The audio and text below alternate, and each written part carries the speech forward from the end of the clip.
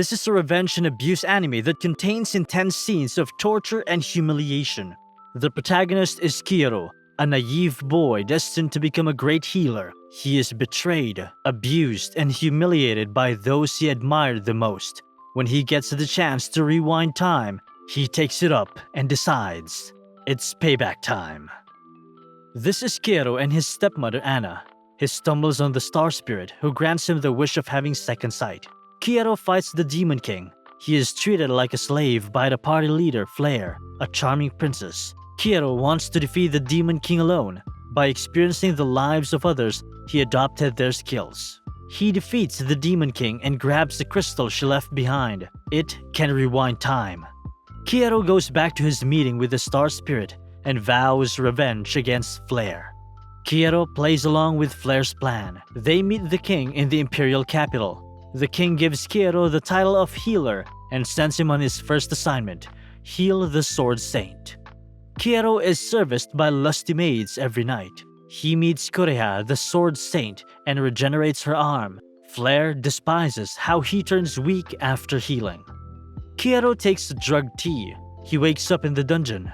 Kiro is serviced by maids and men. He lets everything play out just like the first time around. When King Prom leaves the capital, Kiro drops the pretense and easily breaks free. He morphs into Reynard the Knight and enters Flare's chambers.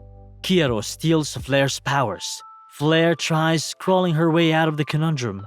Kiro breaks her fingers. If she doesn't scream while he breaks the rest, he will let her go. He heals her fingers and starts again, so she screams. Flare's legs are paralyzed as Kiro enlarges his member and violates her. Kiro changes Flare's face and erases her memory, so she lives like a commoner. He left the corpse looking like her and made Reynard take the blame. He makes his face look more charming and continues with his revenge plot. He will meet the Demon King to hear her side of the story. He gives Flare a new name, Freya, and makes her more submissive. He introduces himself as Keiruga. Flare's younger sister Norn can mess with his plans. We see flashbacks to Keiru's first life and how Flare abused him. The entire party does rounds on Keiru, including a burly man who tries to kill him, Bullet. Keiru figures out the water he's drinking is contaminated. The entire city is poisoned, but it will take about a week for the disease to spread. Keiruga makes an antidote and sells it through a deal with the local businessman, Ledra Goldman, to share the profits. Keiruga wants to buy a slave so he can use it and sacrifice it as needed in combat. The slaves are demi-humans, a race that was wiped out and their land taken. Keiruga settles on a feral demi-human that's from the Ice Wolf clan who's on the brink of death. She's brooding and resentful, so Keiruga sees himself in her and vows to help her get revenge. Keiruga heals the slave girl and gets her memories. Her name is Setsuna and she was enslaved by Reynard's troops. Keiruga shares a potion with Setsuna and she wakes up. Setsuna tries escaping, but Keiruga easily stops her and pokes at her feeling of inferiority. She promises to reveal her true name in exchange for true power from him. He gets to control her by knowing her name. Keiruga shares his bodily fluids with Setsuna, telling her that it's how she will become stronger. Setsuna gives her best to draw as much power from Keiruga as much as possible. They are at Setsuna's village right as the humans attack it.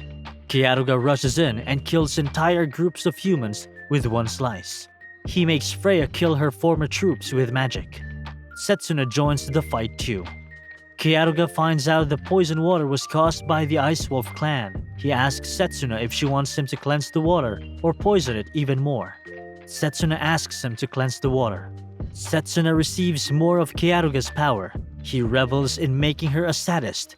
She reveals her real name. Reynard, now in the body of Keiru, is given the task of finding Keiruga and killing him. The trio shares their enjoyment of life in the river. A hobo asks to buy Setsuna. Keiruga tells him it's 1,000 gold, and she freaks out, executing him. Ledra Goldman tries swindling Keiruga for the potion recipe. Keiruga is not yielding and is willing to kill Ledra's people even if it means losing both of his girls. He eventually sells the recipe for 500 gold. He's attacked by the Sword Saint and barely blocks her attack. Keiruga decides to break and recruit the Sword Saint as well. He uses magic that breaks her sword, but she has another one.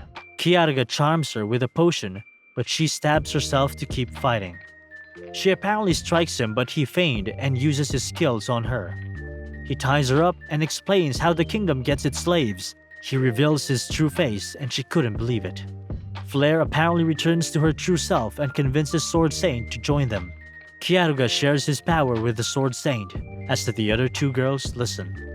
Renard makes people from Kyaruga's village slaves and parades to them to draw him out. Renard blinded himself in the right eye. The pain made him go mad. Kyaruga turns himself into the hobo, one of the soldiers that survived the Ice Wolf clan village attack, and asks to join Renard's army. Kyaruga draws Renard to an isolated place and paralyzes him using a neurotoxin. He spies on his memories to see what happened with Anna. Anna was abused by Renard. Kyaruga turns Renard into a woman, promising abuse and suffering. Renard taunts him, but Kyaruga shows the brutes he spawned to do the same on him. Kyaruga has a threesome with Setsuna and Freya, promising he will never cry again. Kyaruga's people will be executed in public. He will try to save them despite it being a trap. Sword Saint mentions Norn, and Freya freezes. Norn is a dangerous opponent. She saw through his ruse in his first life. Kyaruga thinks she can kill him. Kyaruga reveals himself at the Colosseum. The crowd cheers for him to die. He easily dispatches entire groups of soldiers. Kyaruga reverses the trap they set for him, and soldiers explode in a geyser of blood. A giant flare apparition shows up and tells the people how slaves are made. Flare holds a speech, inspiring the people to start a revolution. Kyaruga manages to save a boy from his village. He entrusts him to Ledra. Norn abuses her lackey, while daydreaming about destroying Kyaruga. The party reaches Branica, a city where humans and demons coexist. Our party discovers how the people of Branica ensure a bountiful harvest. They give their blood to demons and can even pay their taxes in blood. Kyaruga meets the girl he recognizes as the future Demon King.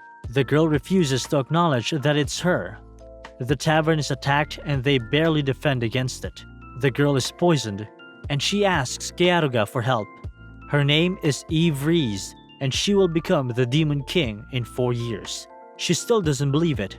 He pledges his protection until then, but she won't accept it. Kyaruga invites Eve to join the fun. Eve can't believe Kyaruga is a good person. He says he is and that words have power. What you say about yourself is what you become.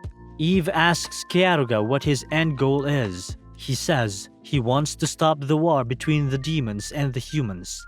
Eve reveals she can control a god bird called Caladrius that can start and end plagues. Kyaruga wants it on his side. Kyaruga changes his face and decides to find the assassins that attacked them in the tavern. Kyaruga charms a bull and it assaults one of the assassins.